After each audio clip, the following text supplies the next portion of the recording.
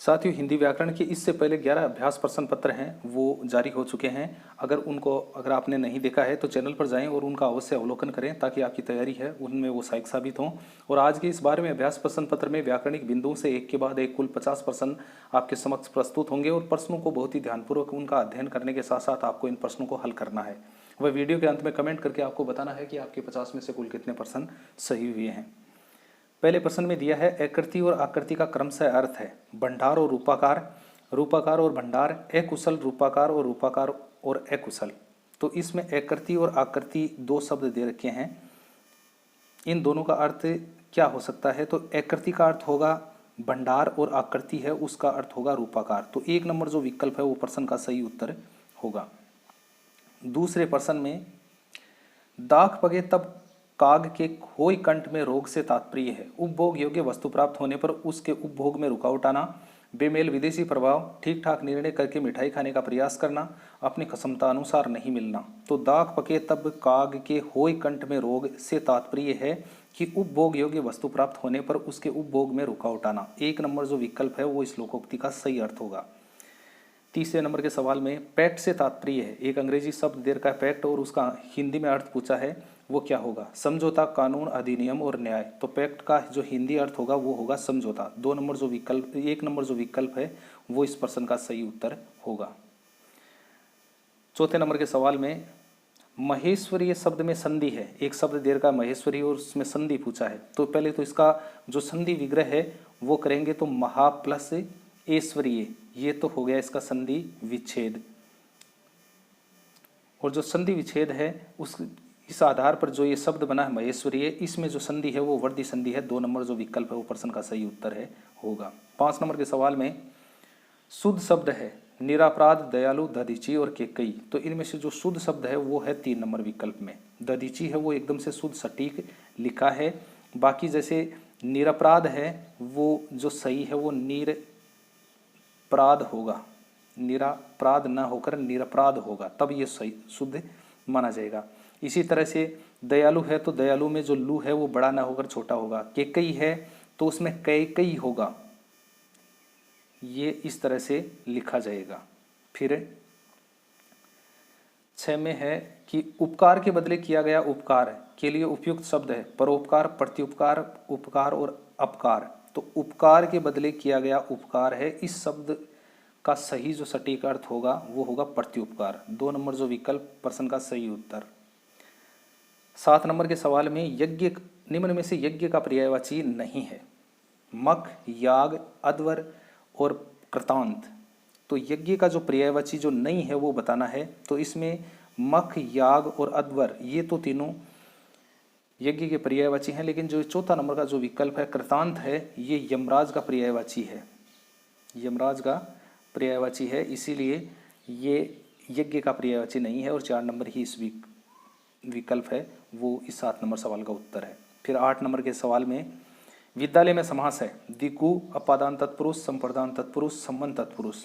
तो विद्यालय है उसका जो पहले सामासिक विग्रह करेंगे तो वो होगा विद्या के लिए आलय, विद्या के लिए आलय, आलय ये। और इसमें जो समास होगा वो संप्रदान तत्पुरुष समास होगा। 9 नंबर के सवाल में निम्न वर्ण में जन्मा हुआ के लिए उपयुक्त शब्द है अग्रज, अनुज, अंत्यज और अनुगामी। तो निम्न वर्ण में जो जन्मा हुआ हो उसको कहते हैं अंत्यज। और जो 1 नंबर विकल्प में अग्रज लिखा हुआ है वो बड़े भाई को कहते हैं, अनुज है वो छोटे भाई को, और अनुगामी है वो किसी का पीछा करना या किसी वस्तु का अनुसरण करना या किसी पंथ का अनुसरण करना, उनके लिए जो शब्द है वो अनुगामी है वो माना जाएगा। तो इस प्रश्न 9वें नंबर का प्रश्न का उत्तर है वो 3 नंबर विकल्प माना जाएगा। फिर 10 नंबर के सवाल में लिटरेसी से तात्पर्य है घनत्व, साक्षरता, जनसंख्या, लिंग अनुपात। एक शब्द दे रखा है लिटरेसी और उसका हिंदी अर्थ है वो बताना है, क्या होगा? तो लिटरेसी है वो साक्षरता को कहते हैं। 2 नंबर जो विकल्प है वो प्रश्न का सही उत्तर होगा। 11 नंबर के सवाल में निम्नलिखित में से कौन सा शब्द इक प्रत्यय का अशुद्ध रूप है, कि कौन सा एक शब्द है जिसमें इक प्रत्यय है वो सही ढंग से नहीं लगा है और वो इक प्रत्यय लगने के बाद में वो शब्द है वो शुद्ध नहीं बना है, वो बताना है।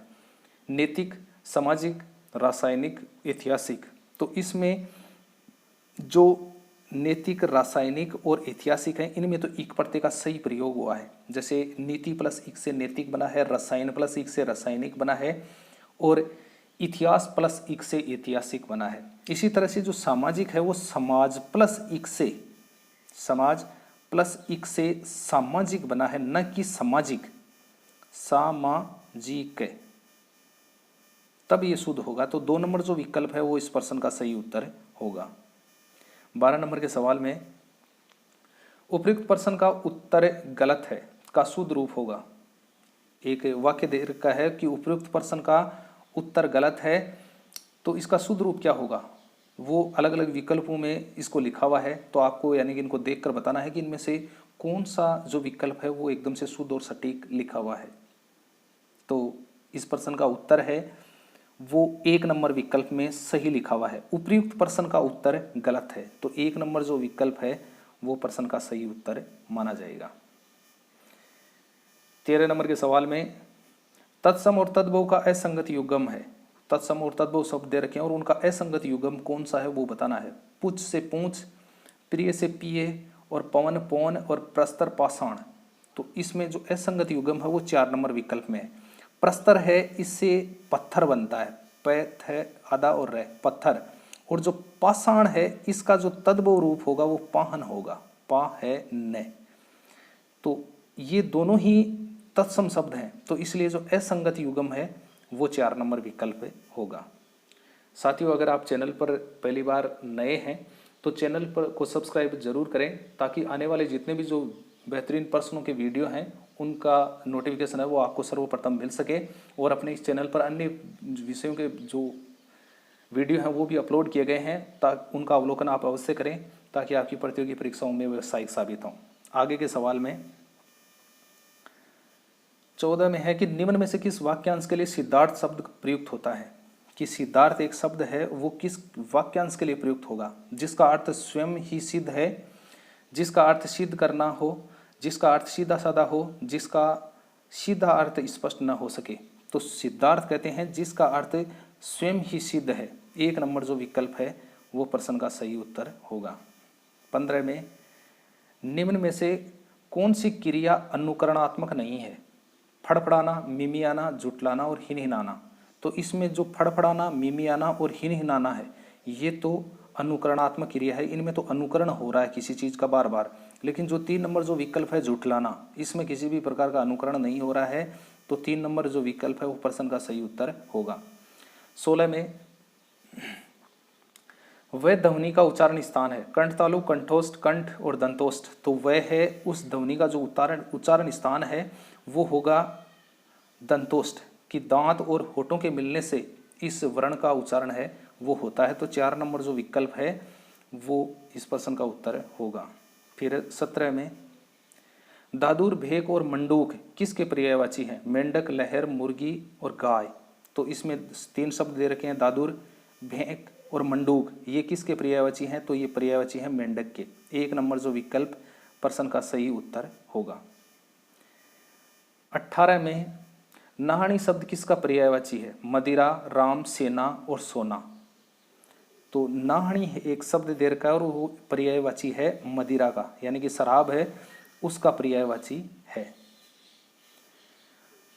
19 में अयाचित का अर्थ है बिना मांगे मिल जाना, याचना नहीं करना, लांगने में संकोच करना और याचना पूरी करने में संकोच करना। तो अयाचित शब्द है उसका अर्थ होता है बिना मांगे मिल जाना। 1 नंबर जो विकल्प है वो प्रश्न का सही उत्तर। 20 में उद्दत और उद्धत का क्रमशः अर्थ है। 2 शब्द हैं, एक उद्वत है और एक उद्धत है। तो उसका अर्थ क्रमशः बताना है। तैयार और शैतान 2 नंबर विकल्प में है शैतान और तैयार, तीसरे में तजुर्बा और शैतान और चौथे में तैयार और तजुर्बा। तो इसका जो सही अर्थ होगा वो होगा 2 नंबर जो विकल्प है उसमें। उद्दत का अर्थ होगा शैतान और उद्वत है उसका अर्थ होगा तैयार। 21 में मुखचंद्र में समास है। एक शब्द दे रखा है मुखचंद्र और उसमें समास पूछा है। बहुव्रीहि समास, द्वंद्व समास, तत्पुरुष समास और कर्मधारय समास। तो इसका जो सामासिक विग्रह अगर हम करेंगे तो वो होगा चंद्र रूपी मुख, चंद्र रूपी मुख। तो इसमें कर्मधारय समास है, यानी कि 4 नंबर जो विकल्प है वो प्रश्न का सही उत्तर होगा। 22 में जलोग में संधि का प्रयोग हुआ है, यण संधि, विसर्ग संधि, वर्धी संधि और गुण संधि। तो जलोग शब्द है उसमें किस संधि का प्रयोग हुआ है? तो पहले तो संधि विच्छेद करते हैं, तो जल प्लस ओग से तो ये शब्द बना है, जल प्लस ओग, इससे तो ये शब्द बना है। और इसमें जो संधि प्रयुक्त हुई है वो संधि हुई है वर्धी संधि। 3 नंबर जो विकल्प है वो प्रश्न का सही उत्तर। 23 में क्षणिक का विलोम है, अक्षणिक, विक्षणिक, शाश्वत, विलक्षण। तो क्षणिक है उसका जो विलोम शब्द है वो होगा शाश्वत। 3 नंबर जो विकल्प है वो प्रश्न का सही उत्तर होगा। आगे 24 नंबर के सवाल में जिसे तोला मापा जा सके के लिए उपयुक्त शब्द है, कि जिसे तोला या मापा जा सके उसके लिए उपयुक्त एक शब्द क्या होगा? मापनीय, परिमेय, तुलनीय, परिमेय। तो इसमें जो परिमेय है वो इस शब्द का सही, यानी कि जो वाक्यांश दे रखा है उसका सही शब्दांश होगा। लक्ष्मी शब्द में प्रत्यय है, तो इसमें जो प्रत्यय है वो लक्ष प्लस मी से ये शब्द बना। लक्ष्य इसमें मूल शब्द है और इसमें मी है, वो प्रत्यय का प्रयोग हुआ है। तो इसमें 2 नंबर जो विकल्प है वो प्रश्न का सही उत्तर होगा। 26 में अ है वासर किसके पर्यायवाची हैं? 2 शब्द हैं, एक अह है एक वासर है। ये किसके पर्यायवाची हैं? दिन, तोता, दास और दांत। तो अह और वासर हैं वो दिन के पर्यायवाची हैं। 1 नंबर विकल्प प्रश्न का सही उत्तर। 27 में है कि एबोलेशन से तात्पर्य है, एक अंग्रेजी शब्द दे रखा है एबोलेशन और उसका तात्पर्य पूछा है पैमाइश, उत्पत्ति, न्यायवादी, उन्मूलन। तो एबोलेशन है उसका उत्पत्ति है, जो हिंदी अर्थ है वो उन्मूलन होगा। 4 नंबर जो विकल्प है वो इस अंग्रेजी शब्द का हिंदी अर्थ है।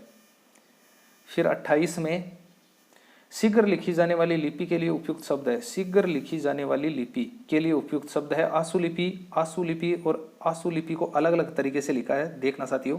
और विलिपि, तो शीघ्र लिखी जाने वाली जो लिपि है उसको आशुलिपि कहते हैं। 1 नंबर विकल्प है वो प्रश्न का सही उत्तर होगा। 29 में सांप छछूंदर की गति होना, कहावत का अर्थ है दुश्मनी होना, एक की मौत निश्चित होना, दुविधा में पड़ना और हर कार्य में बाधक होना। तो सांप छछूंदर की गति होना इस कहावत है, इसका अर्थ होता है दुविधा में पड़ना। 3 नंबर जो विकल्प प्रश्न का सही उत्तर। आगे 30 में प्रविशेषण होता है, क्रिया की विशेषता बताने वाला शब्द, विभक्ति के साथ प्रयुक्त होने वाला विशेषण, विशेषण की विशेषता बताने वाला शब्द और विशेषण का एक भेद। तो प्रविशेषण है वो विशेषण की विशेषता बताने वाले शब्दों को प्रविशेषण कहते हैं। 3 नंबर विकल्प प्रश्न का सही उत्तर होगा।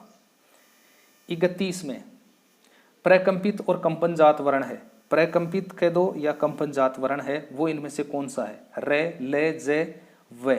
तो प्रकंपित, कंपनजात या लुंठित वर्ण है वो रे को कहते हैं। 1 नंबर जो विकल्प है यानी कि रे वर्ण है वो प्रकंपित या कंपनजात वर्ण है वो कहलाता है।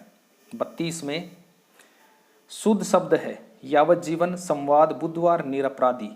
तो इसमें जो शुद्ध शब्द है वो है 1 नंबर विकल्प, जबकि 2 नंबर जो विकल्प है उसमें जो संवाद है वो इस तरह से लिखा जाएगा, से के ऊपर अनुस्वार और वाद। संवाद है वो इस तरह से होगा और उसी के बाद में जैसे बुधवार है तो बुधवार में बुधवार इस तरह से ये लिखा जाएगा।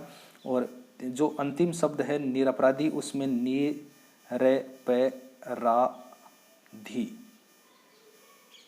निरपराधी होगा, ये निरपराधी नहीं होगा। फिर 33 में निष्ठुर शब्द में संधि है, एक शब्द दिया है निष्ठुर और उसमें संधि पूछी है, यण संधि, गुण संधि और विसर्ग संधि और व्यंजन संधि। तो जो निष्ठुर है वो नि प्लस स्थुर, ज्यादा थू छोटा और रे, निष्ठुर, ये तो हो गया संधि विच्छेद। और इस शब्द में जो संधि है वो है व्यंजन संधि और इसमें मूर्धन्य व्यंजन संधि है उसका प्रयोग है वो हुआ है। फिर आगे 34 में गुड़ खाएगी तो अंधेरे में आएगी, मुहावरे का अर्थ है लालच करने पर फंसेगा, मेहनत करेगा तो कठिनाई का सामना करना पड़ेगा, जो कोई लाभ उठाएगा तो उसे समय पर काम करके देना होगा, उपयुक्त में से कोई नहीं, तो गुड़ खाएगी तो अंधेरे में आएगी। तो इस हालांकि ये मुहावरा नहीं है, इसमें गलत टाइप हुआ है, यहाँ पर ये मुहावरा नहीं, ये लोकोक्ति है। और इसका जो हिंदी अर्थ है वो होगा कि जो कोई लाभ उठाएगा तो उसे समय पर काम करके देना होगा। 3 नंबर जो विकल्प है वो इस प्रश्न का उत्तर होगा। फिर 35 में संस्कार में किस उपसर्ग का प्रयोग हुआ है? एक शब्द दिया है संस्कार, उसमें उपसर्ग पूछा है, सह, सम, सु और स्व।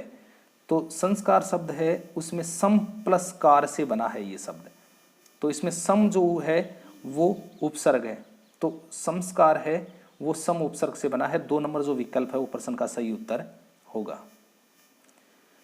उसके बाद में 36 नंबर के सवाल में, साथियों अगर आप चैनल पर पहली बार नए हैं तो चैनल को सब्सक्राइब जरूर करें, ताकि आने वाले जितने भी जो बेहतरीन प्रश्नों के कलेक्शन किए हुए जो वीडियो हैं उनके नोटिफिकेशन आपको सर्वप्रथम मिलते रहें। और अपने चैनल पर अन्य सब्जेक्टों के भी वीडियो हैं वो अपलोड किए गए हैं। आप चाहे किसी भी प्रतियोगी परीक्षा की तैयारी करते हों, आपके लिए वो वीडियो हैं वो बहुत सहायक साबित होंगे।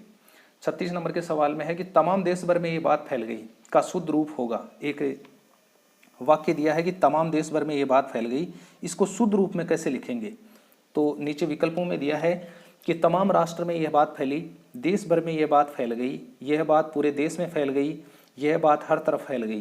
तो तमाम देश भर में यह बात फैल गई, इसका शुद्ध रूप है वो होगा कि देश भर में यह बात फैल गई। 2 नंबर जो विकल्प है वो इस प्रश्न का सही उत्तर होगा।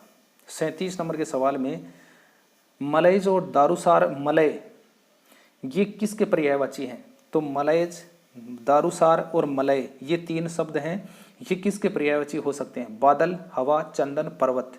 तो मलयज, दारूसार और मलय हैं वो चंदन के पर्यायवाची हैं। 3 नंबर जो विकल्प है वो इस प्रश्न का सही उत्तर होगा। 38 में तत्सम शब्द वर्षिचक का तद्भव रूप होगा। ये तत्सम शब्द है वर्षिचक और इसका तद्भव रूप बताना है, वो कौन सा बनेगा? बिच्छू, बंदर, बिल्ली, बिज्जू का। तो इसमें वर्षिचक है वो बिच्छू को कहते हैं। 1 नंबर जो विकल्प है वो प्रश्न का सही उत्तर होगा। 40 में हरि हर का समास विग्रह होता है। हरि का हरण करने वाला, हरि के द्वारा हरण किया हुआ, हरि और हर, और हरि का हर। तो इसका जो सामासिक विग्रह है वो होगा हरि और हर। 3 नंबर जो विकल्प है वो इस प्रश्न का राइट आंसर होगा और इसमें द्वंद्व समास का प्रयोग है वो हुआ है। 41 में आंजनेय में मूल शब्द है आंजन, अंजन और अंजने और अंजनी। तो आंजनेय शब्द है उसका जो मूल शब्द है वो है अंजनी। अंजनी प्लस ए से ही आंजनेय बना है। अंजनी ए के ऊपर हलंत, जो ए के ऊपर अनुस्वार, अंजनी प्लस ए से ये आंजनेय शब्द है ये बना है। 42 में उपरि प्लस उक्त का कौन सा संधि रूप शुद्ध है? कि एक ऊपरी प्लस उक्त है, इन दोनों से मिलकर जो शब्द बनेगा वो क्या होगा? सही शुद्ध रूप उसका पूछा है, तो वो नीचे उपयुक्त है वो अलग अलग टाइप से लिखा हुआ है, आपको बताना है कि इनमें से शुद्ध रूप उसका कौन सा है। तो शुद्ध रूप है वो 4 नंबर विकल्प में लिखा हुआ है उपयुक्त, ये इसका शुद्ध रूप होगा। 43 नंबर के सवाल में पृथ्वी का समानार्थी शब्द कौन सा है? पृथ्वी है उसका समानार्थी शब्द बताना है। महीधर, वसुधा, गिरिजा और दामिनी। तो पृथ्वी है उसका जो समानार्थी शब्द होगा वो होगा वसुधा। 2 नंबर विकल्प इस प्रश्न का सही उत्तर। महीधर है 1 नंबर विकल्प वाला, ये पर्वत के लिए प्रयुक्त होता है। गिरिजा है ये पार्वती के लिए प्रयुक्त होता है, और जो दामिनी है ये बिजली के लिए प्रयुक्त होने वाला समानार्थी शब्द है। फिर 44 में एक शब्द दिया है लिखावट, किन ध्वनियों के मेल से बना है? यानी कि इस शब्द की जो मूल संरचना है वो किन किन ध्वनियों से मिलकर बनी है, तो वो बताना है इनमें से।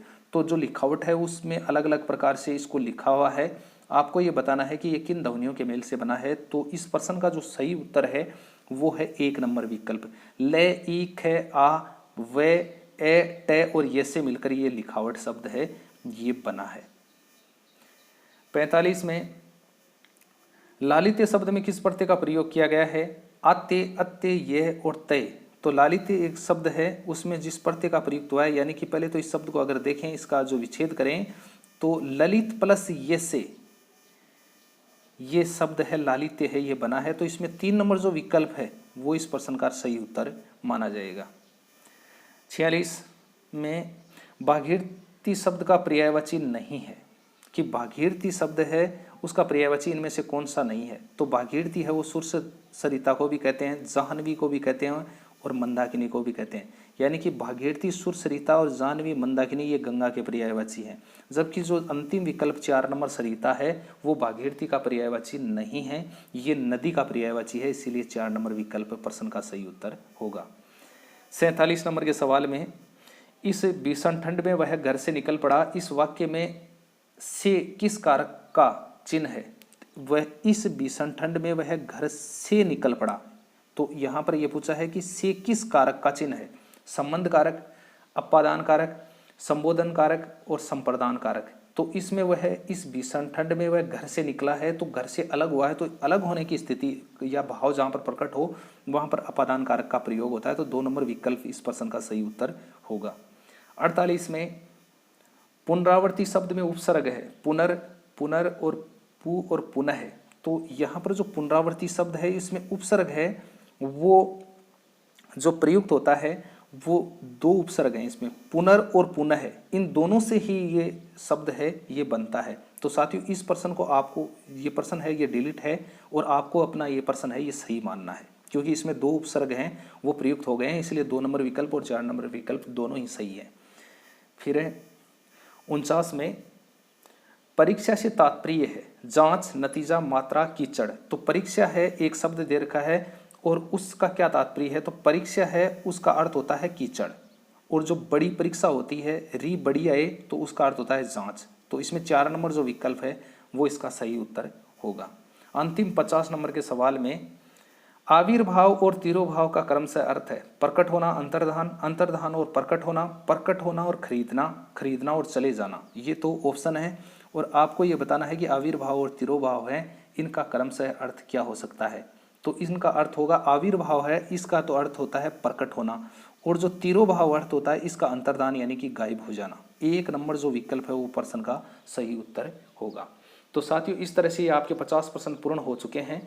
आपको कमेंट करके बताना है कि आपके 50 में से कुल कितने परसेंट सही हुए हैं, और अगर आपने चैनल को अभी तक सब्सक्राइब नहीं किया है तो चैनल को सब्सक्राइब जरूर करें, ताकि आने वाले जितने भी जो वीडियो हैं उनके नोटिफिकेशन आपको बहुत जल्द प्राप्त हो सकें।